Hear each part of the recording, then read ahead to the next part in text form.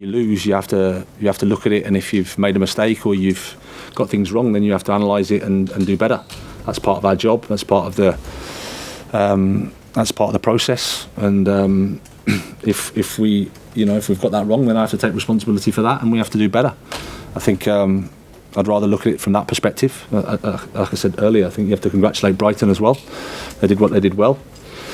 We had some opportunities ourselves. The scoreline makes it feel a little bit probably worse than it is, in terms of we had opportunities and we had touches in the box pretty similar to them. They have a couple of own goals, we have a couple of chances, but in the end it felt probably a little bit too open for us, and that's my responsibility. Tom. Hi, Graham. Hi. I know the result would have been disappointing for you, but I just wanted to know what it was like for you on the touchline today, because obviously coming back for the first time, and from where we were standing we could hear the reaction and the group of fans around that dugout. Was that a surprise to you? What was it like? No, like I said before the game, I didn't have any expectations. I have nothing to say sorry for. I have nothing to apologise for. I did a good job. You can see the team's a good team. Took over when they were fourth from bottom in the Premier League, third probably worst team.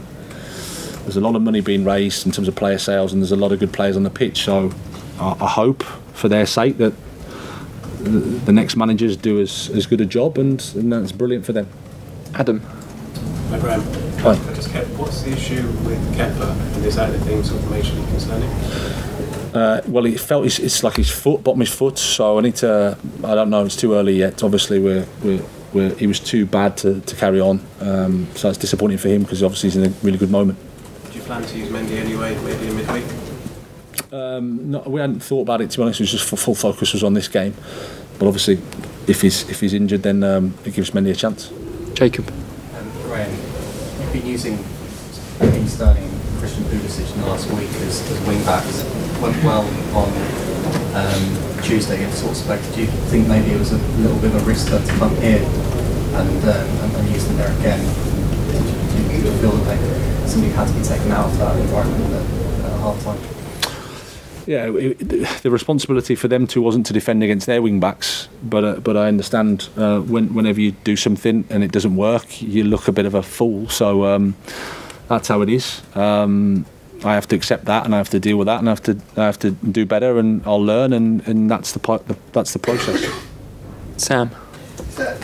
Graham, that sort of tactical evolution, are you looking for what we would conventionally call a team, a shape of a team that is your best team, or is it your go-to team, or is it always going to change? Is that the way you're going to manage this? No, as I've said before, it's not about change. You need to find a way to win. You need to find a way to perform.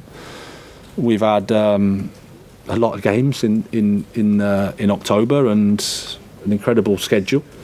So for different reasons, we've lost some key players in terms of Reece and Koulibaly and Fofana and Kante, and so there's a constant challenge in terms of how to set up. We tried today, and again it can be tactical, and it can be just the intensity the opponent did what they did better.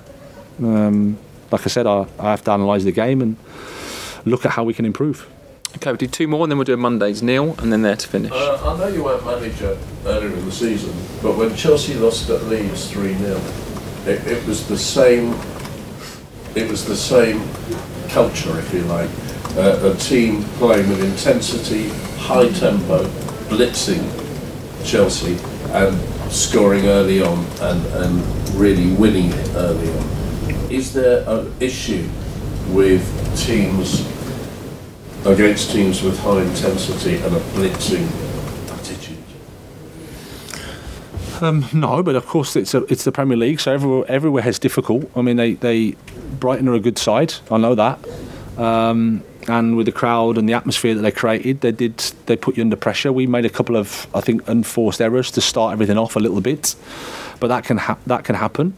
Like I said, I'm not going to throw the players under the bus at all, because they've been brilliant for us. They've given everything for me, so I have to take responsibility and try to find a way for us to do better. Like I said, we've had an incredible schedule. It's our 9th game, 6th away match. We've had you know, 3 wins in the Champions League to qualify, tough matches away, Brentford, Aston Villa. So, yeah, this is not to complain, that's just what we're up against, and we meet a really good opponent today, so they did really well. Okay, last one there. Hi, Graham. I'm from Italy, so I need to ask you about Roberto De Zerbi. What do you think of him as a manager, and did he surprise you the way he made Brighton play, considering how well we know Brighton? I wouldn't say surprise. I think he should be congratulated. He's done a really good job. As I said in the press conference, I can see the ideas. I can see what they're trying to do. I think they've been a little bit unlucky in the games in terms of results, but the performances have been good. And I think he's going to have an exciting time here. It's a really good club with some good players and players that suit how he wants to play. So yeah, congratulations to him and congratulations to the team. They did well. Okay, we'll leave it there. We'll do a Mondays just outside there. We'll Thank you, Graham. see you outside.